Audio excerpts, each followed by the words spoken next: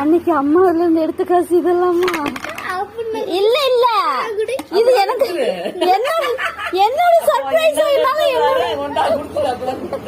என்னோட கண்ணை என்னாலயே நம்ப முடியல.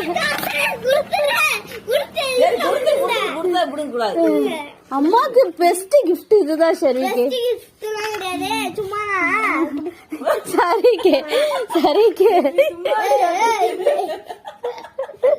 சரிக்கு ஒரு 250 ரூபாய். சரி அம்மா கண்ணு முடிக்கிற. இப்பதான் நீ குடுக்கறது எனக்கு சர்ப்ரைஸ். சர்ப்ரைஸா? சர்ப்ரைஸ் கூட சரிக்கா அப்படி பண்ணாது.